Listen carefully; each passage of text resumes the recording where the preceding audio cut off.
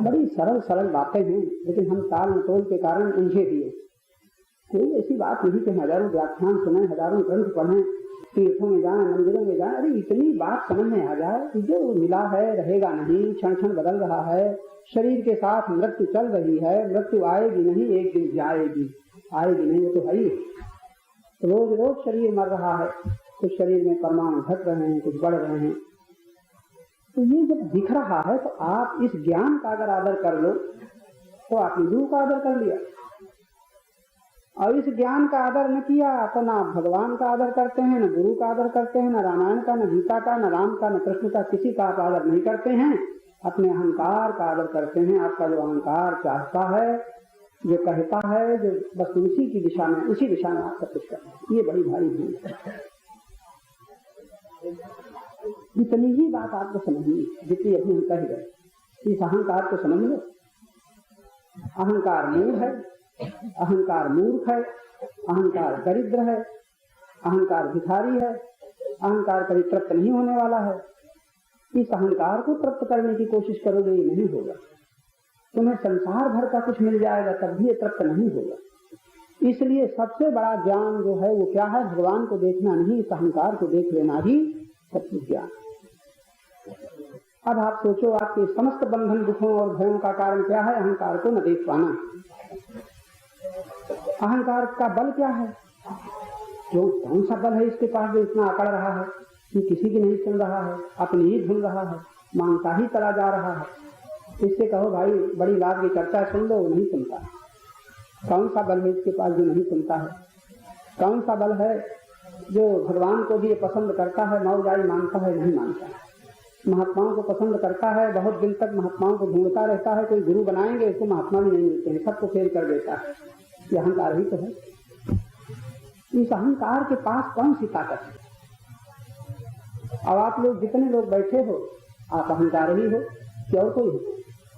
क्या मत है आप कि हम जो निकल रहा है कौन बोल रहा है? अहंकार के और कोई? कौन बोल रहा है? हम ये कौन कह रहा है? अहंकार ही तो कह रहा है। ये चाह किसमें है कि हमें भक्ति मिल जाए, मुक्ति मिल जाए? अहंकार ही में तो है, क्या और किसी में? तो सोच पा रहे हो कि नहीं कि सारी चाह किसमें है? अहंकार में।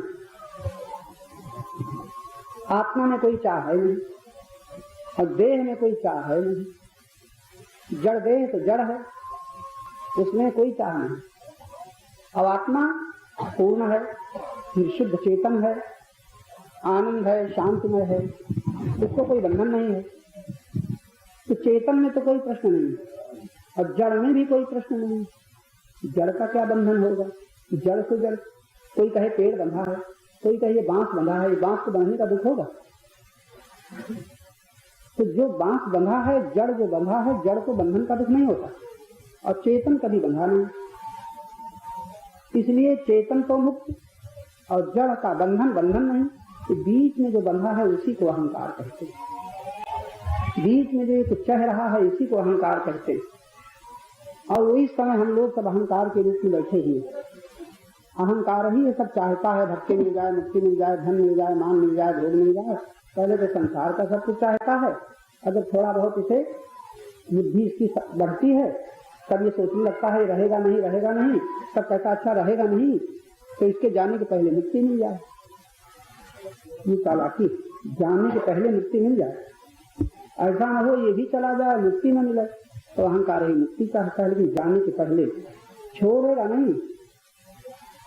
छोड़ने से मुक्ति मिलती है कि नहीं छोड़ेगा? पकड़े रहेगा, और फिर भी ये दुख से मुक्ति चाहेगा, बंधन से छूटना चाहेगा। अशांति होगी तो ये शांति चाहेगा। ये अहंकार, इसको हम नहीं देख पाते।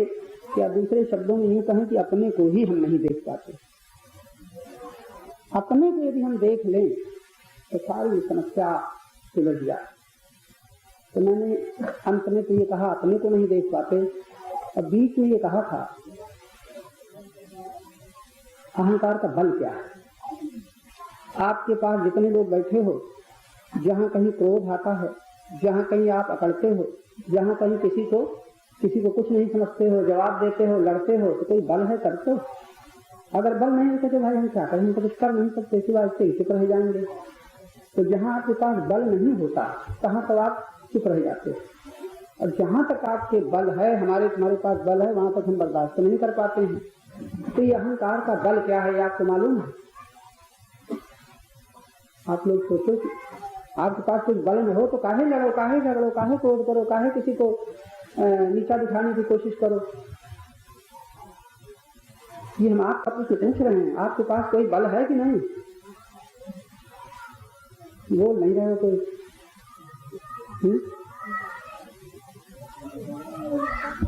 यानी हम विचार जो कर रहे हैं, अगर आप इसमें न सोचोगे तो फिर हम कैसे जानेंगे कि आप हम जो कह रहे हैं वो आपके लिए सार्थक है कि निरर्थक।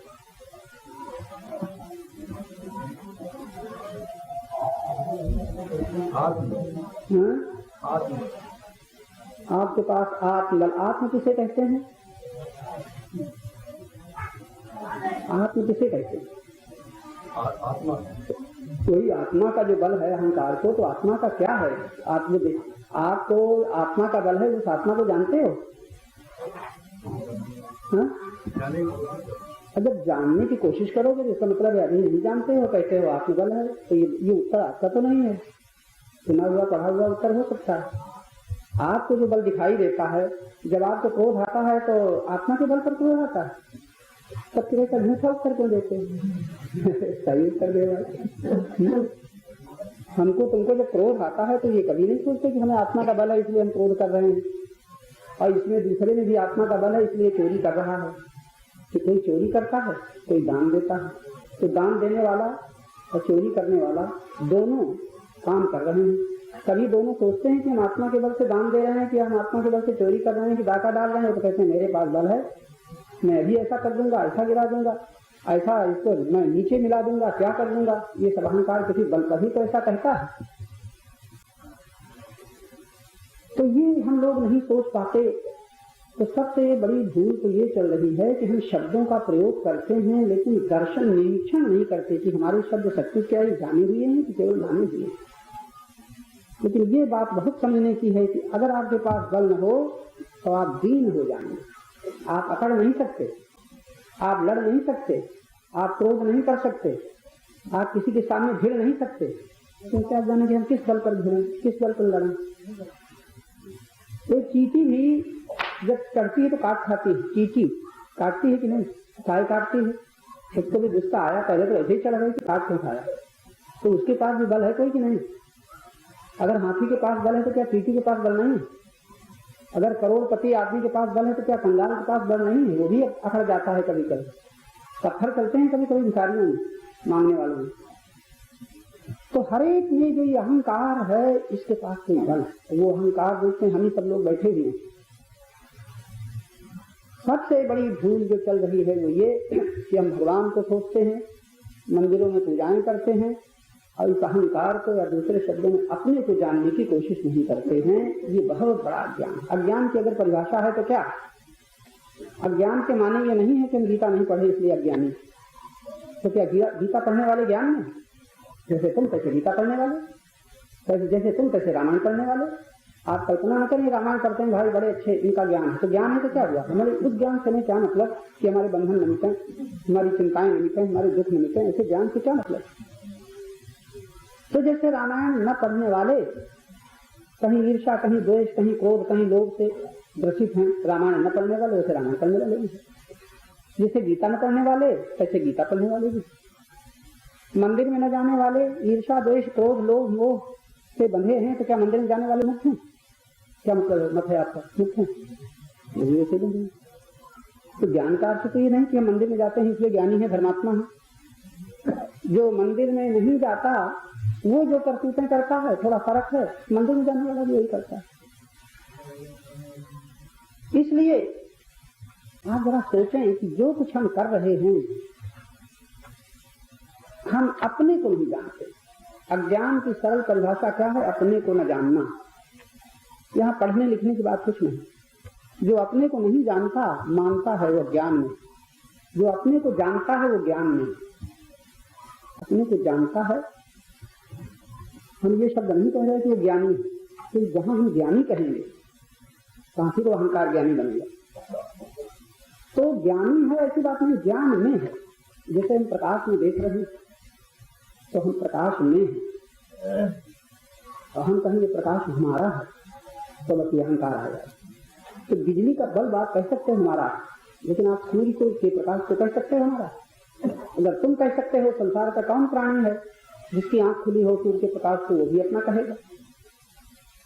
ऐसे ही अहंकार की परिभाषा क्या है? जहां मैं शब्द निकल रहा और मेरा शब्द निकल रहा, मैं हूं, ये है अहंकार, ये मेरा है, ये है अभिमान। जहां हमने मेरा कहा उससे हमारा संबंध जुड़ गया। छोटी से छोटी से वस्तु से लेकर के बड़ी से बड़ी वस्तु तक जहां मेरा शब्द निकलता है इसको क्या कहते हैं? अभिमान। और जहां मैं हूं निकलता है उसका नाम है अहंकार। ये मैं हूं जो कह रहा है, हम सभी लोग मैं हूं कहते हैं, तो प्रश्न ये है कि क्या हम अपने को जानते हैं? मैं हूं कहने के बाद अब आप कहो कि हम आत्मा हैं, कहोगे कोई? हम आत्मा हैं कि हम बैठे हैं सामने? आप देह का परिचय दोगे कि आत्मा का? जी, देह झूठी है कि सदा रहने वाली? तो झूठ के संग है कि सबका? अच्छा, देह का संग न करें आप, देह का संग न करें, इंद्रियों का संग न करें, मन का संग न करें, बुद्धि का संग न करें, सब संगों से अलग हो जाएं, तब आप बताएं कि आप क्या हैं? शून्य। जो कहता है मैं शून्य है तो जड़ कहता है कि चेतन? जो चेतन कहता है कि मैं शून्य हूं तो शून्य का मतलब मैं कुछ नहीं, ये कुछ नहीं है। जब ये कुछ नहीं है, ये का मतलब जो हमें दिख रहा है, ये का मतलब जो ये सब कुछ है जिसको मैं देखता हूँ, ये। और जब मैं देखता हूँ तो मैं जिसे देखता हूँ वो तो है जड़, और मैं देखने वाला चेतन निकला कि जड़? जब चेतन निकला तो उसका क्या रूप है, क्या वजन है, कितना लंबा है, कितना चौड़ा है, कै मन का है, बताओ?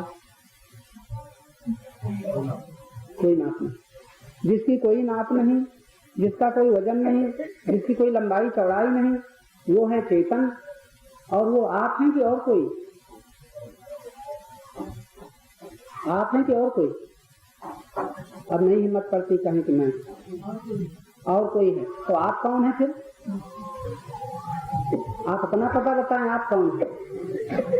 अगर वो चेतन हुआ और ये जड़ हुआ तो जड़ चेतन के बीच में आप कौन हैं? फिर अटक गए। तब कहने दो कि मैं अहंकार हूँ। जो न चेतन है न जड़ है वही अहंकार है। इस अहंकार को जो जानेगा, इस अहंकार को जो जानेगा वो जड़ होगा।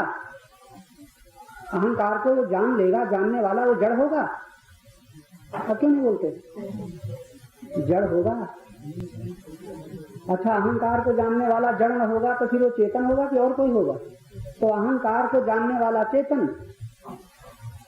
इस अहंकार को जब जान लिया जाता है, ये जाना जाता है अज्ञान में कि ज्ञान में? अब अहंकार माना जाता है ज्ञान में कि अज्ञान में? अहंकार को जानना ही ज्ञान में जागृति, यही ज्ञान में दर्शन। घर जाते जाते भूल जाएगा, याद रहेगा? घर जाते जाते वही अहंकार अकड़ेगा, और जो अभी मैं कह रहा हूं ये भूल जाएगा। कौन भूलेगा? चेतन भूलेगा कि अहंकार? अहंकार छाया है, जिसकी छाया है उसे अहंकार भूला हुआ है। जिसकी छाया है उसे अहंकार भूला है। इस तरह की तात्विक चर्चा तो हर एक मस्तिष्क में टकरा रही होगी। मैंने आपको यथार्थ सत्य बात इस समय बता दी, इसी का नाम सत्संग है। इस सत्य में जब बुद्धि स्थिर हो जाती है, इस सत्य के संग के लिए कहीं जाने की जरूरत नहीं है। इस सत्य के संग के लिए कुछ करने की जरूरत नहीं है। इस सत्य के संग के लिए कहीं भागने की जरूरत नहीं है। मैं तो कहता हूँ जब कीर्तन पूजा पाठ की भी जरूरत नहीं है। जो सत्य है तो है। असत को जान लो, असत को देख लो, असत को देखते ही छोड़ने की भी जरूरत नहीं, असत को देखते ही पकड़ने की भी जरूरत नहीं है। असत को देखते ही, असत को कौन देखता है? असत देखता है कि सत? ये इसका नाम सत्संग है। आप लोग कहते हो फिर कब सत्संग मिलेगा? अब कहाँ सत्संग मिलेगा? तो अयोध्या में मिलेगा, वृंदावन में मिलेगा, हरिद्वार में मिलेगा। तो जाओ फिर कर लो, हाँ महीना भर सत्संग करिए, 8 दिन कहीं नीमसार में सत्संग करिए। किया भी है लोगों ने, गए भी हैं, फिर वहीं लौटे हैं। ये असत्संगी जो है उसका नाम अहंकार। अब ये सब का पता चल जाए, लेकिन अभी आपको जरूरत नहीं। आ तो गए हो, संस्कार ले आया है, बैठे भी हो, सुन भी रहे हो, लेकिन किसी को आपको सत परमात्मा की जरूरत है? नहीं है, नहीं है। तो काहे की जरूरत है? हमें जरूरत है हम ठीक रहें, हमारी देह ठीक रहे, हमारा परिवार ठीक रहे, नाती पोते पत्नी पुत्र माता पिता ठीक रहे। आपको ये जरूरत है कि परमात्मा की जरूरत है? परमात्मा की जरूरत इसलिए है कि अगर वो शक्तिमान है, दयालु है, तो हम जो चाहते हैं ये ठीक रखे, बस इसलिए परमात्मा की जरूरत है। आप परमात्मा से काम लेना चाहते हैं कि और कुछ? बात तो यही है, काम लेना चाहते हैं, परमात्मा से काम लेना चाहते हैं। ऐसे ईश्वर की जरूरत है जो तुम्हारे काम आ जाए, तुम ईश्वर के काम आ जाओ। ये नियत नहीं है आपकी कि हम ईश्वर के काम आ जाए, लेकिन ये नियत जरूर है कि हमें उस ईश्वर की जरूरत है जो हमारे काम आ जाए। बोलो सच्चिदानंद भगवान की। हरि कर्ण पूजा। गीता में अगर आप भगवान का नाम लेने वालों, कृष्ण का नाम लेने वालों, याद रखो भगवान कृष्ण क्या कह रहे हैं? स्वकर्मा तमभ्यर्थ सिद्धिं विन्दति मानव। प्रत्येक कर्म तुम्हारी पूजा होनी चाहिए। जिसका कर्म पूजा बन जाता है, ये फूल चढ़ाना पूजा नहीं, अक्षत आरती पूजा नहीं, प्रत्येक कर्म जिसका पूजा है, प्रत्येक व्यक्ति में जो भगवान देखता है और भगवान को संतुष्ट करने के लिए प्रेम के द्वारा, प्रेम के सुमन, भाव के सुमन जो चढ़ाता है, ये उसकी पूजा गीता के सिद्धांतानुसार सिद्धि देती है। सिद्धि विन्दति मानव। प्रपन्नार्ति हरे प्रसीद प्रसीद मातर जगतोऽखिलस्य प्रसीद विश्वेश्वरि पाहि विश्वं त्वमीश्वरी हे चराचरस्य। प्रेम से नारायण नारायण कहना है, प्रेम से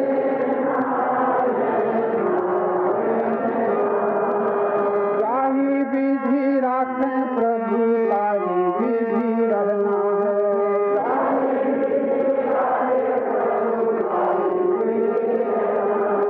तन मन धन कुछ अपना न मान कर, तन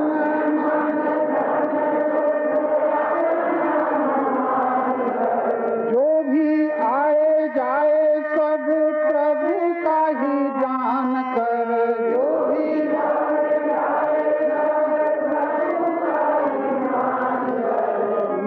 की प्रतिकूलता को धैर्य से ही सहना है।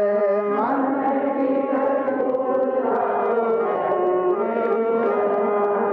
नारायण नारायण नारायण कहना है।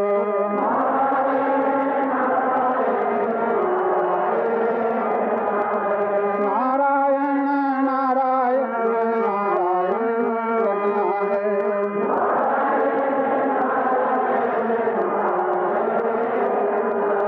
बंधन दुखों की जड़ अपना अज्ञान है, बंधन दुखों की जड़, बंधन दुखों की जड़ अपना अज्ञान है, बंधन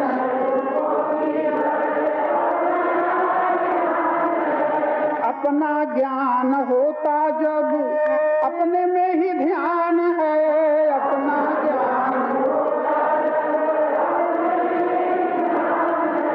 लेकिन ध्यान के समय बहुत सतर्क रहना है कि ध्यानी को धन मान भोग नहीं चाहना है। ध्यानी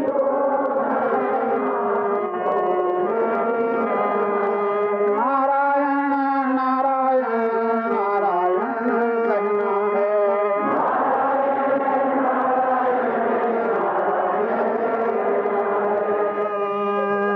समस्त दुखों की जड़, समस्त बंधनों का मूल एकमात्र संसार की चाह, और संसार की चाह वहां तक रहती ही है जब तक हम परमात्मा से विमुख हैं। विमुख शब्द कह रहे हैं, दूर नहीं कह रहे। परमात्मा से दूरी कभी होती ही नहीं, हो सकती ही नहीं, केवल विमुखता है। और अगर आप बहुत सरल शब्दों में समझना चाहें, जो विमुखता की अपेक्षा विस्मृति, विस्मृति मात्र परमात्मा से दूरी बना रही है। स्मृति मात्र में 3 दिन से ये चर्चा हम आप लोगों के समक्ष कर रहे हैं कि परमात्मा की प्राप्ति के लिए यात्राएं अहंकार के द्वारा हो रही हैं। परमात्मा की प्राप्ति के लिए यात्रा नहीं करना है, केवल स्मरण। भगवान के ही शब्दों में आप ये सुन रहे हैं, ओ मांग स्मृति नित्यशः तत्स्याहं सुलभः पार्थ। स्मरण मात्र से जो सुलभ दिखता है, लेकिन वो स्मरण कब होगा? जब विस्मरण होगा। जगत का विस्मरण ही परमात्मा का स्मरण है, और जगत का स्मरण ही परमात्मा का स्मरण जगत का विस्मरण है। 2 ही दिशाएं हैं, पथ एक है, दिशाएं 2 हैं। एक ही पथ में हम परमात्मा से विमुख हो रहे हैं, जहां है वहीं सन्मुख हो सकते हैं, कहीं जाना न पड़ेगा। इसी के लिए सत्संग की आवश्यकता है कि बुद्धियुक्त होकर के हम थोड़ा सोचें। तो मैंने अभी निवेदन किया, एकमात्र हमारे बंधनों की जड़ चाह है, दुखों की जड़ चाह है, अशांति की जड़ चाह है। किसकी? धन की, मान की, भोग की। भगवान की चाह नहीं। लेकिन भगवान की चाह भी अज्ञान में होती है, लेकिन भगवान की चाह तो बड़ी सुलभ, बहुत सुंदर। लेकिन हम भगवान के मंदिरों में जाकर के भी भगवान को नहीं चाहते, भगवान से चाहते। थोड़ा इस पर गौर करना। भगवान के मंदिरों में जा करके भी भगवान को नहीं चाहते, भगवान से चाहते। इसलिए फिर हमारा मुख संसार ही की ओर रहता है। यही हमारे बंधनों का कारण। तो बंधन दुखों की जड़,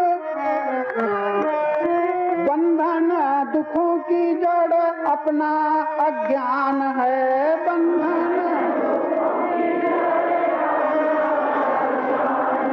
अपना ज्ञान होता जब अपने में ही ध्यान है।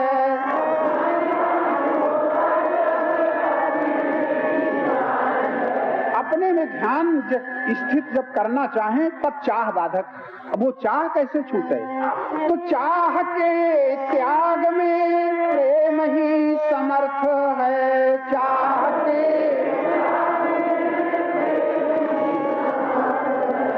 चाह की पूर्ति का लोभ ही अनर्थ है। चाह की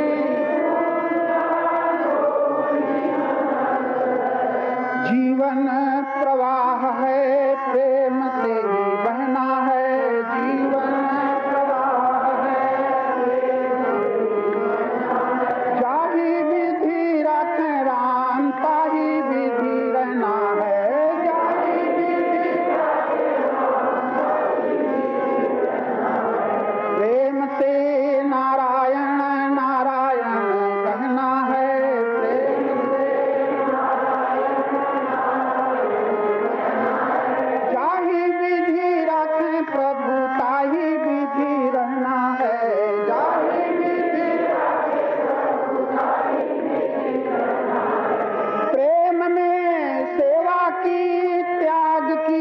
शक्ति है प्रेम में।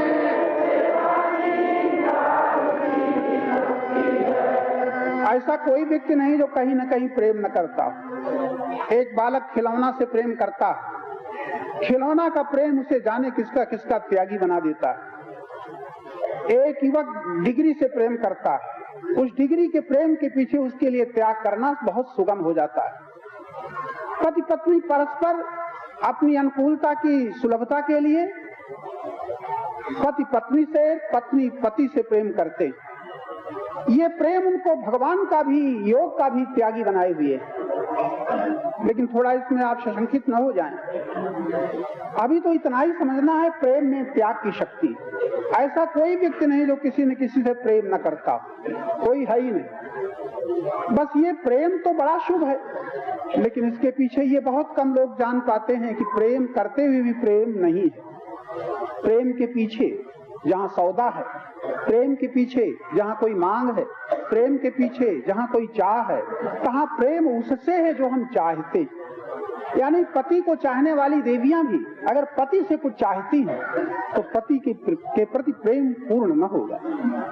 पत्नी को चाहने वाला यदि पत्नी से चाहता है तो प्रेम पूर्ण न होगा। भगवान को चाहने वाला यदि भगवान से चाहता है तो प्रेम पूर्ण न होगा। प्रेम की पूर्णता के लिए तो एकमात्र चाह का त्याग, और प्रेम की पूर्णता की कसौटी यही है कि चाह न रह जाए। चाह है तब तक प्रेम पूर्ण न होगा, और प्रेम पूर्ण तभी होगा जब चाह न रह जाएगी। तो प्रेम में सेवा की त्याग की शक्ति है, प्रेम में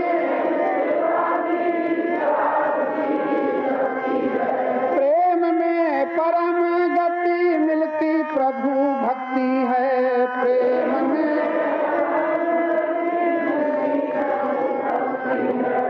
प्रेम में पथिक नित्य समता को गहना है।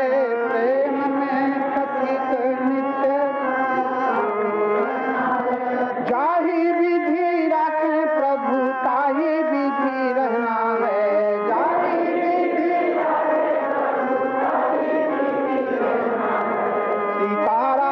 सीताराम सीताराम कहना है। सीताराम सीताराम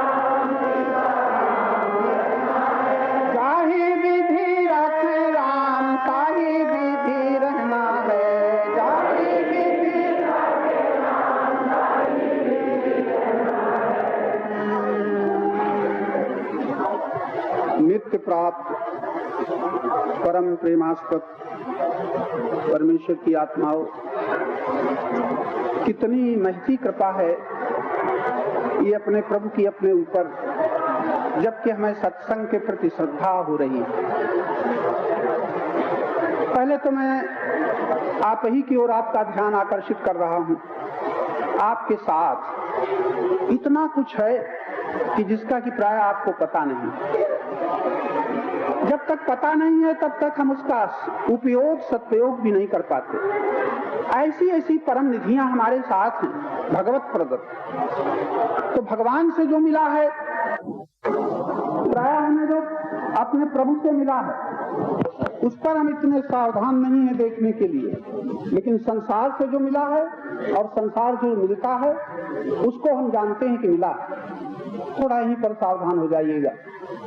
आपसे यदि प्रश्न किया जाए आपको क्या कभी उसकी याद आती है जो प्रभु से मिला? उसकी याद आती है?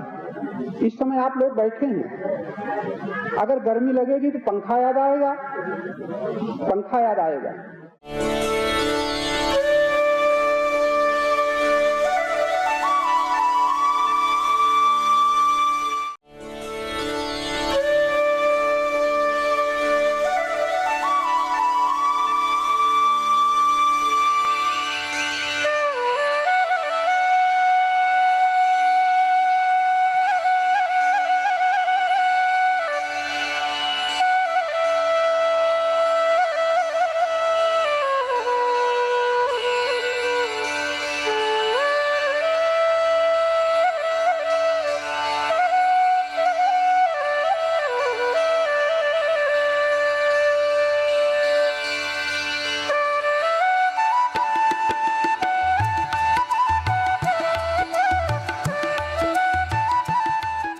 गंगा जी की ठंडी ठंडी हवा जब आपको लगेगी तब शायद आपको याद ना आएगी। अंधेरा हो जाएगा तो बिजली याद आएगी, लेकिन जिस सूर्य के प्रकाश में आप प्रातः काल से यात्रा कर रहे हैं, सूर्य का प्रकाश, सूर्य याद नहीं आता। प्रकाश में चल रहे हैं, प्रकाश याद नहीं आता। ऐसा है कि नहीं? हमारे सनातन धर्म में संध्योपासना की विधि इसीलिए बनाई गई है कि प्रातः काल संध्या के बीच में उसकी उपासना करो जो नित्य नित्य विद्यमान है। संध्या का बड़ा गहरा अर्थ है। संध्या का इतना ही अर्थ नहीं कि हम प्राणायाम कर लें और थोड़ा मंत्र बोल लें। संध्या का अर्थ है दो संधियां, दो संधियों के बीच में। इधर रात्रि का अंत हो रहा है, दिवस का आरंभ हो रहा है, इधर दिवस का अंत हो रहा है, रात्रि का आरंभ हो रहा है। जिसमें ना आरंभ है, जिसमें आरंभ है, जिसमें अंत है, उसका ना आरंभ है न उसका अंत है, उसको जानना संध्योपासना। उपासना, निकट होना उसके जो परम सत्य है, जो सर्व प्रकाशक है। लेकिन हम संदेहोपासना के नाम पर कुछ यंत्रवत उसकी पूर्ति तो कर लेते हैं क्रियात्मक, लेकिन विवेक के द्वारा हम संध्योपासक भी अच्छी तरह नहीं हो पाते हैं।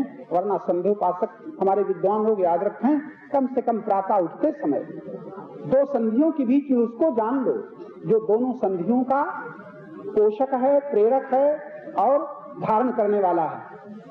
तो मेरा इशारा ये कि हमारे सनातन धर्म में सूर्य नमस्कार की उठते ही इसीलिए विधान बना है, कम से कम इसी बहाने परमात्मा की एक विभूत याद आ जाए। लोग पूछते हैं ईश्वर कहीं है, और प्रत्यक्ष ईश्वर भगवान कहते हैं मैं सूर्य हूँ गीता में, लेकिन हमें याद नहीं आता कि भगवान सूर्य के रूप में अपने को बता रहे हैं। हम सूर्य को अभी तक भूले भी हैं। आप लोग ध्यान दीजिएगा, प्रातः से अभी तक आपको सूर्य भगवान याद आए बहुत कम लोग होंगे। उठते ही आंखें प्रकाश में खुली, आपको अगर बिजली एकदम गायब हो जाए फिर आ जाए तो एकदम लोग कहा आ गई आ गई आ गई, लेकिन प्रकाश आ गया कोई नहीं कहता। प्रकाश सूर्य भगवान को शायद ही कोई सनातन धर्म के प्रेमी भले नमस्कार करें, लेकिन नमस्कार सूर्य भगवान को नहीं। इशारा यह है, अगर याद रखने की याद रहे तो कल से सही आज सूर्यास्त होते समय यदि आप एक बार भावपूर्वक भगवान सूर्य को नमस्कार कर लें तो भगवान जानेगा कि इस ओट में मेरा नमस्कार कर रहा। गीता के सिद्धांतानुसार सूर्य मैं हूं। तो मैंने संकेत किया कि जब तक हम किसी प्राप्त वस्तु का, प्राप्त शक्ति का, प्राप्त ज्ञान का, प्राप्त प्रेम का मूल्य न जानेंगे, तब तक मिले हुए का दुरुपयोग होता रहेगा और अपनी जानकारी के अनुसार हम भागते फिरेंगे विनाशी की दिशा में। तो आप जैसे श्रोता सज्जन जो यहाँ तक आ गए हैं, प्रभु की कृपा आपको यहाँ ले आई है, बशर्ते कि घूमने ही की दृष्टि से कुछ लोग न आए हों, और घूमने की दृष्टि से भी आए तब भी काम तो आपके काम कर रहे हैं, आंखें आपकी काम कर रही हैं, इतने से काम न चलेगा, बुद्धि भी आपकी काम कर रही हो। तो यहाँ से जाते जाते सुन लेना अपने जीवन के उत्थान का संदेश, जीवन के निर्माण का संदेश। 2 शब्द, उत्थान और निर्माण। जीवन कह रहा हूँ, भवन नहीं। भवनों का निर्माण, मंदिरों का निर्माण, मूर्तियों का निर्माण, जाने कितने हमारे सामाजिक निर्माण, राज प्रथा के अनुसार जाने कितने निर्माण हो रहे हैं, लेकिन जीवन निर्माण का संदेश तो केवल हमारे आध्यात्मिक दिशा में ही आपको सुलभ होगा। और सब तरह के निर्माण, हमारे अनेकों महात्मा निर्माण की बात चलाते हैं। एक युग निर्माण की भी एक योजना चल रही है। कोई विशेष पुरुष हैं जो युग निर्माण का एक संस्था चली। सब कुछ के बाद युग तो हमारे हाथ में है नहीं, देश हमारे हाथ में है नहीं, विश्व हमारे हाथ में है नहीं, जनता हमारे हाथ में है नहीं, लेकिन हमारे हाथ में हमारा जीवन हमारे साथ, जीवन हमारे साथ। शरीर भी हमारे अधिकार में नहीं। अगर इसका भी हम निर्माण करेंगे, क्या निर्माण करेंगे? प्राकृतिक विधान से शरीर का स्वतः निर्माण होता, करना नहीं पड़ता। एक बालक को कोई माता बढ़ाती नहीं, खुद ही बढ़ता। अन्न पचाती नहीं, खुद ही पचता है। रक्त कोई माता उसके भीतर बनाती नहीं, खुद ही बनता है। जाने कितने निर्माण तो परमात्मा के विधान से हो रहे हैं। लेकिन एक माता यही कहती है, हमने सेया है, पाला है, इतना बड़ा किया। हमारी माताएं ध्यान दें, अरे इतना अहंकार को छोड़ो। बालक को बढ़ते हुए परमात्मा याद आ जाए, उसका भोजन पचते हुए परमात्मा याद आ जाए। तुम तो कहते हो हमने अपने बालक को बढ़िया भोजन करा दिया। तुमने भोजन करा दिया, लेकिन तुम उसके भीतर पचाओगी? हम तो कहते हैं आस्तिक के लिए समय समय पर दर्शन है, दर्शन समय समय। बालक को देखो भगवान याद आ जाए, पति को देखो भगवान याद आ जाए, पत्नी को देखो भगवान याद आ जाए, कहीं सुख की प्रतीति हो भगवान याद आ जाए। बढ़िया भोजन करो, स्वाद जबान से आ रहा है मिठाई का, मिठाई देने वाला याद आता है, मिठाई याद आती, उसका नाम, उसका आकार मन में भर जाता है। फिर ये रसगुल्ला बनारस के कब मिलेंगे? तो मिठाई याद आती है, मिठाई का आकार याद आता है, उसका नाम याद रहता है, उसका देने वाला याद आता है। जिस जबान से स्वाद आ रहा है उस जबान देने वाला याद नहीं आता। बोलो आस्तिक हो कि नास्तिक? यानी क्षण क्षण जो हमारे सामने भगवत दर्शन के प्रतीक हैं वो हमें प्रायः भूल जाते हैं। मंदिरों में जाते जाते हम बूढ़े हो जाते हैं, लेकिन भगवान जिस प्रकार क्षण क्षण हमें स्मरण में आने चाहिए, वो स्मरण में नहीं रहते। भगवान कहते हैं तस्याहम सुलभा पार्थ, उसके लिए मैं सुलभ हूँ। कौन किसके लिए करता है? थोड़ा आगे तो सज्जनों, बात ये सत्संग हम लोग चिल्लाते रहते हैं। सत्संग को कहते हैं बड़ा दुर्लभ है। हम तो कहते हैं संसार में सुलभ से सुलभ अगर कुछ है तो सत्य का संग। लेकिन हमारी कल्पनाएं, हमारी मानी हुई भावनाएं, हमारी कल्पित धारणाएं हमको उस सत्य से बहुत दूर कर देती। फिर सुन लेना, मान्यताएं, धारणाएं, कल्पनाएं, वस्तुतः सत्संग के समान कुछ भी संसार में सुलभ नहीं है। इसलिए दुर्लभ वो होता है जिसके पाने के लिए कहीं भागना पड़ता है। आप कहोगे दुर्लभ है हमारे लिए सत्संग, स्वर्गाश्रम आना पड़ा। हम कहते हैं सत्संग दुर्लभ नहीं है, आपका यहाँ आना अवश्य दुर्लभ है जो सुलभ कर दिया। यहाँ किसी वक्ता को बुलाना अवश्य दुर्लभ है जो सुलभ हो रहा है। लेकिन यहाँ सुनने के बाद अब कभी न कहना कि सत्संग दुर्लभ है। सुनते हो तो क्या सुनते हो? सत्य उसे कहते हैं जिससे कभी दूरी आज तक हुई नहीं। परमात्मा उसको कहते हैं जिससे कभी दूरी न हो सकती है न हुई है। तब उसका संग परमात्मा को करना है कि तुम्हें करना है? आप नित्य प्राप्त सत्य का संग खुद नहीं करते हो और भागे भागे दौड़े दौड़े दिशाओं में घूमते हो। सत्संग सत्संग सत्संग। आज से याद रखना, सत्संग करना है परमात्मा ही एक ऐसा परम सत्य है जिसकी अनुभूति के लिए तुम्हें दूसरे किसी की भी जरूरत नहीं। बड़ी विलक्षण बात। पूजा के लिए जरूरत पड़ेगी, माला की जरूरत पड़ेगी, फूल की जरूरत पड़ेगी, मूर्ति की जरूरत पड़ेगी, और मूर्ति के लिए मंदिर की जरूरत पड़ेगी, मंदिर बनाने के लिए, मूर्ति लाने के लिए पैसे की जरूरत पड़ेगी। लेकिन परमात्मा को पाने के लिए किसी की जरूरत नहीं। अगर आज हमारी बात कुछ खटक रही हो तो कल 10 मिनट पहले अपने प्रश्न रख देना। जो भी यहाँ सुनते हो समझने के लिए सुनते हो। आपको यहाँ फुसलाया नहीं जा रहा है, आपको रिझाया नहीं जा रहा है, आप समझने की क्षमता रख रहे हैं, इसलिए आपके अज्ञान आपको समझाया जा रहा है। अज्ञान नहीं समझाया जा रहा है और कुछ नहीं। यदि हम लोग अपने अपने अज्ञान को समझ लें ज्ञान के प्रकाश में, तो आपने अब इतनी देर में क्या सुना? सत परमात्मा और उसकी प्राप्ति के लिए आप इतने स्वतंत्र हैं, इतने स्वतंत्र हैं। रामायण में भी इशारा किया है, भक्ति स्वतंत्र सकल सुख खानी, यदि शर्त रख दी बिनु सत्संग न पावई प्राणी। अब आप कहते हैं सत्संग बड़ा दुर्लभ, बस गड़बड़ हो गया। जो भक्ति स्वतंत्रता पूर्वक प्राप्त होती है, किसी पर की अपेक्षा ही नहीं है, किसी अन्य के सहारे की जरूरत नहीं है, वो स्वतंत्रता पूर्वक प्राप्त होने वाली भक्ति के लिए कह दिया बिनु सत्संग न पावई प्राणी। अब कहोगे सत्संग बड़ा दुर्लभ।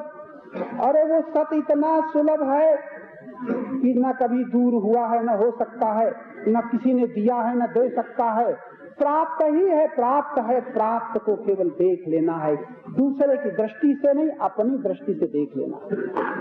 हाँ, अगर ये कह सकते हो कि अपनी दृष्टि के लिए फिर साधना करनी पड़ेगी।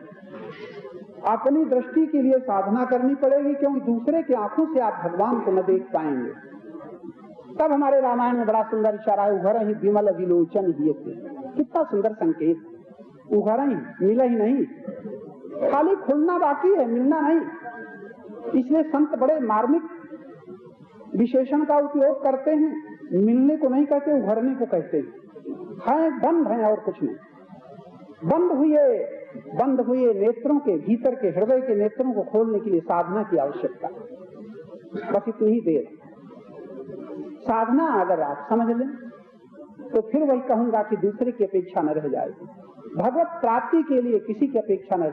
भगवान ने गीता में बड़ा सुंदर संकेत किया, अनपेक्षा शुचिर दक्ष उदासीनो गतव्य।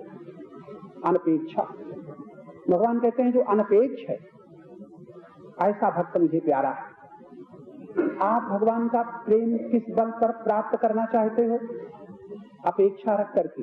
धन की बदौलत भगवान का प्रेम प्राप्त होगा, फूल और मालों की बदौलत भगवान का प्रेम प्राप्त होगा, बड़े कीमती हारों के द्वारा पूजा की बदौलत भगवान का प्रेम प्राप्त होगा। भगवान कहते हैं अनपेक्षा। किसी की अपेक्षा जो नहीं रखता वो भक्त मुझे प्यारा है। अनपेक्षा शब्द बड़ा मार्मिक। एक होती अपेक्षा, एक होती उपेक्षा। जरा अपेक्षा उपेक्षा को समझ लीजिएगा। अपेक्षा उसे कहते हैं जिसके बिना हमारा काम न चले। अपेक्षा हो गई, बचपन से लेकर के आज तक आपको अपेक्षा की, यहाँ तक कि अगर इस तरह का सत्संग करना है तो इस हाल की अपेक्षा, पंखे की अपेक्षा है। अगर आवाज दूर तक पहुंचानी है तो इस माइक्रोफोन की अपेक्षा है। लेकिन याद रखना, परमात्मा के पाने के लिए किसी की अपेक्षा नहीं, सत्संग के लिए किसी की अपेक्षा नहीं, चर्चा सुनने के लिए अपेक्षा। आप जो चर्चा सुन रहे हो अपेक्षा, लेकिन सुन रहे हो तो क्या सुन रहे हो? ये सुन रहे हो कि जब तुम्हें भगवान की प्राप्ति का प्रश्न हो तब याद रखना तुम्हें किसी सहारे की जरूरत नहीं, कहीं जाने की जरूरत नहीं, किसी की अपेक्षा नहीं। अपेक्षा होती है भोगी के लिए, और जब भोग का परिणाम हमारे सामने दुख और अशांति आता है और उसकी निवृत्ति का प्रश्न उठाते हैं, तब होती है अपेक्षा की विपरीत उपेक्षा। अपेक्षा का मतलब है पकड़ना, उपेक्षा का मतलब है हटाना। नहीं चाहिए, नहीं चाहिए, नहीं चाहिए। दोनों दिशाओं में एक क्रिया होती है, जरा इसको विद्वान ही समझ पाएंगे। अपेक्षा उपेक्षा, जितना इधर बढ़ेंगे उतना इधर जाना पड़ेगा। घड़ी के पेंडुलम की तरह, पेंडुलम पहले स्थिर था, न इधर चलता था न इधर चलता था, लेकिन इधर चल गया तो उतना ही इधर जाना पड़ेगा। अपेक्षा उपेक्षा, अपेक्षा के साथ उपेक्षा मिली हुई है। लेकिन अनपेक्षा शब्द कितना मार्मिक है। अनपेक्ष वो होता है जहां ना उपेक्षा है ना अपेक्षा है, पकड़ना भी नहीं है, छोड़ना भी नहीं है। ऐसे गीता के शब्द बड़े मार्मिक हैं। राग, विराग, वीतराग, 3 शब्द। जहां राग है हमने प्रीत फंसा दी, ये हुआ राग। राग का परिणाम भोगेंगे दुख, तब होगा विराग। उतनी ही जोर से भागेंगे। जितना पहले हम घर की ओर भागते थे उतना हम जंगल की ओर भागेंगे। घर की ओर भागना राग, जंगल की ओर भागना विराग। धन की ओर भागना राग, धन छोड़ के भागना विराग। स्त्री की ओर भागना राग और स्त्री की शक्ल भी न देखेंगे, ये विराग। लेकिन वीतराग तो बड़ा विलक्षण शब्द, वहां भागने का कोई क्रम ही नहीं। राग नहीं, विराग भी नहीं, राग ही नहीं, वीतराग। यानी राग कहीं हुआ ही नहीं, तो किसको पकड़े और किसको छोड़ें? राग नहीं हुआ तो महाराज वहां तो अनुराग। अनुराग शब्द बड़ा मार्मिक। राग होता है उससे जो हमें नहीं चाहता उसको हम चाहते। ये भी जरा मुश्किल से समझ में आएगी। आप लोग कहोगे हमें पत्नी बहुत चाहती है, हम कहते पत्नी आपको नहीं चाहती, पति आपको नहीं चाहते। आप कहते हम पति को चाहते हैं, बिल्कुल गलत बोल रहे हैं। पति आपको नहीं। पहले बताओ पति है कौन? अरे सत्संग में आए हो तो डरना मत कि हम कैसी व्याख्या कर रहे हैं, बात आपकी। पति है कौन? तो आप कहोगे हमारे पति का ये नाम, हमारे पति की ये जात, हमारे पति का ये रूप। आपका पति कौन? जो जन्म लिया। तो आपका पति मरेगा कभी कि नहीं? अगर तुम्हारा पति जन्मता है और तुम्हारा पति मरता है तो तुम उस पति से संबंधित हो जो देह के रूप में देख रही हो। सत्संग में आने वाली आप जैसी विदुषी देवियां अगर विनाशी देह को पति मानती रही तब तो तुम्हारे दुखों का अंत भगवान के सामने खड़े होने पर भी न होगा। तारा भगवान के दर्शन कर रही थी। तारा विकल देख रंगाया, क्या किया? दीन ज्ञान हरि लीनी माया। क्या ज्ञान दिया? तारा तो किसके लिए रो रही? अगर तू इस शरीर से निकलने वाले के पति के लिए रो रही, वो मरा नहीं, वो तो जीवात्मा मौजूद है कहीं न कहीं। अगर देह के लिए रो रही, तेरे आगे सोया हुआ है, पकड़ ले इसको, रख अपने साथ, तुरंत हर लीनी माया। माया का मतलब जो समझ में ना आवे। सत्संग में आई हो, भगवान का नाम जपती हो, मंदिरों में दर्शन करती हो, बड़ी भावना तुम्हारी सुंदर है, बड़ी श्रद्धा तुम्हारी सुंदर है, लेकिन श्रद्धा का संबंध अगर तन से जुटा रहा, श्रद्धा का संबंध अगर धन से जुटा रहा, श्रद्धा का संबंध तुम्हें अपने परिवार से जुटा रहा, तो तुम सत्संगी नहीं हो सकते। आप लोग भी सत्संगी नहीं हो सकते। हमारे इन कड़े शब्दों को हमें माफ न करना, या तो समझ के जाना या समझा के जाना।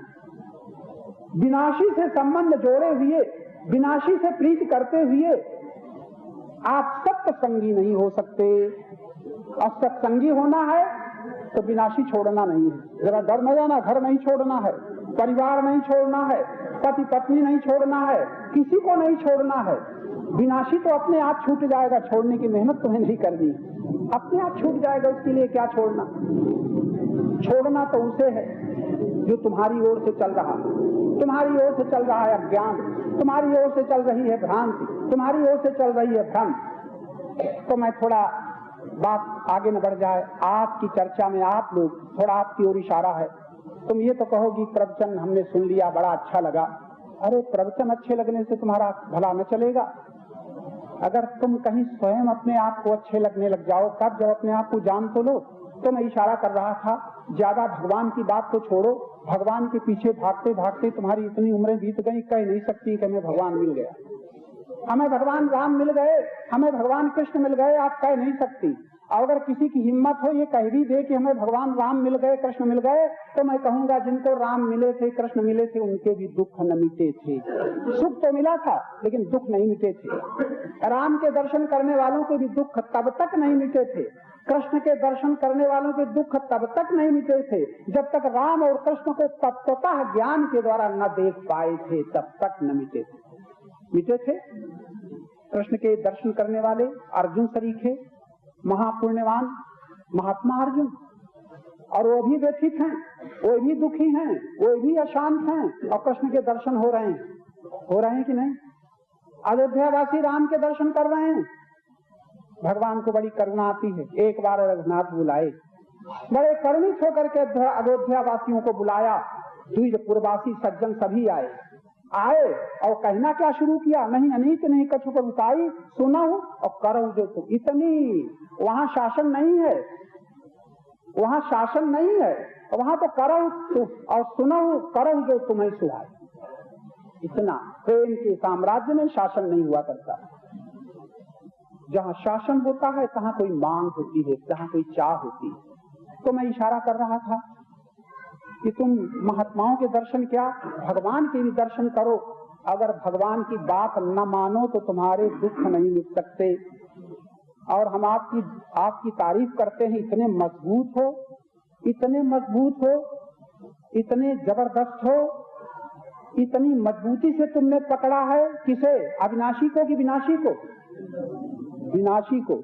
इतने मजबूत हो कि मेरे कहने से आसानी से तो छोड़ोगे नहीं, मेरे कहने से तो तुम नहीं छोड़ोगे, लेकिन दुख आके बताएगा कि तुम जिसे पकड़े हो उसे तुम पकड़े रह नहीं सके, रह सकोगे।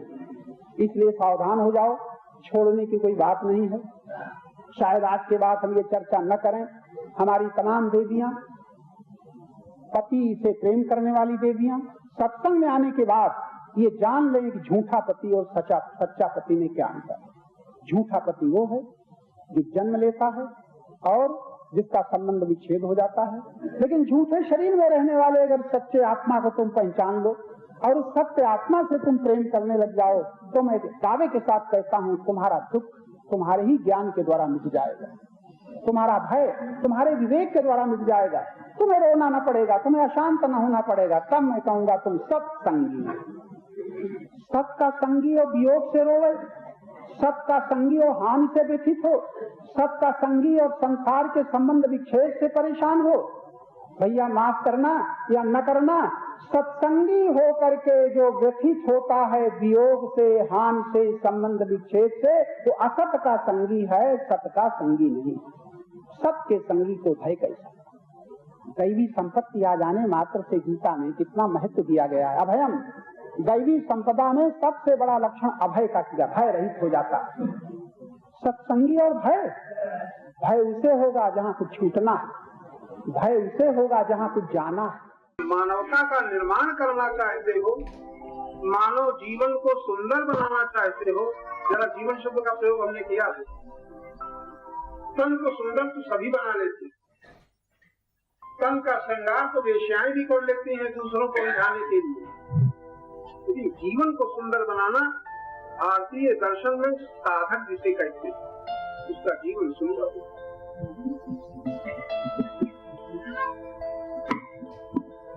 जीवन की सुंदरता आभूषणों से, वस्त्रों से नहीं होती। जीवन की सुंदरता ईश्वरीय गुणों के विकास से होती। आपकी समझ में आ जाए तो आज से ही कोशिश करना। आप में अगर ईश्वरीय गुणों का विकास न होता तो आप यहाँ ना आए होते। यहाँ ना, लोग तो है ही है, मोह तो हम सब में है ही है, अभिमान तो है ही, कामनाएं हैं ही, उसके साथ ईश्वरीय गुणों का विकास हुआ है। और उसका सबसे पहला परिचय है कि आप में ईश्वरीय गुण में श्रद्धा जागृत हुई। श्रद्धा न हो तो आपका मस्तक नहीं झुक सकता। हमारी भारतीय सनातन धर्म में मंदिर इसीलिए बनाए गए हैं, कहीं तो भगवान को मानना शुरू करो। अगर इतनी जड़ बुद्धि है तो भगवान का पता नहीं है, कहीं मानो।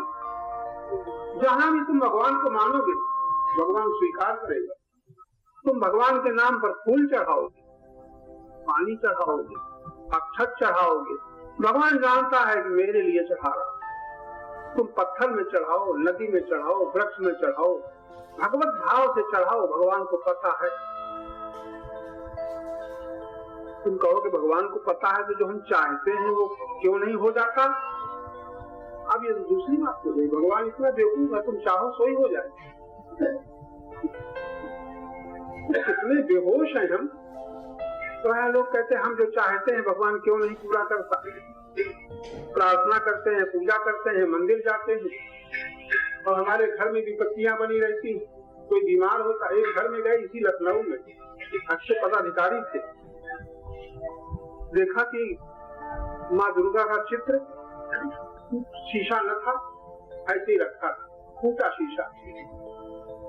हमने पूछा ये आपको माँ दुर्गा का चित्र तो रखा है, ये फूटा शीशा क्यों है? कहा क्या बताएं, हमारा लड़का बीमार था, पंडितों ने बताया पाठ कराओ, सप्तशती पाठ कराया, 7 दिन पंडित बैठाए और लड़का का जब प्राण निकल गए पुत्र के तो इतना क्रोध आया कि दुर्गा जी की चित्र को हमने जमीन में पटक दिया, तब से शीशा फूटा रखा। ये हमारे देवता है। इसीलिए बिन सत्संग विवेक न होई, राम कृपा बिन सुलभ न सोई। बड़ी कृपा है आप पर, आप भी सुन रहे। यहाँ आना लाखों के लिए आसान नहीं है, तुम्हारे लिए आसान हो गया है। क्यों? एक ईश्वरीय गुण का विकास हुआ है, श्रद्धा।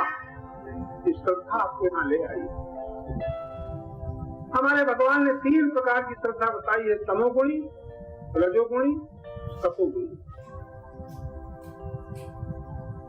इसकी व्याख्या तो आप गीता में पढ़ेंगे।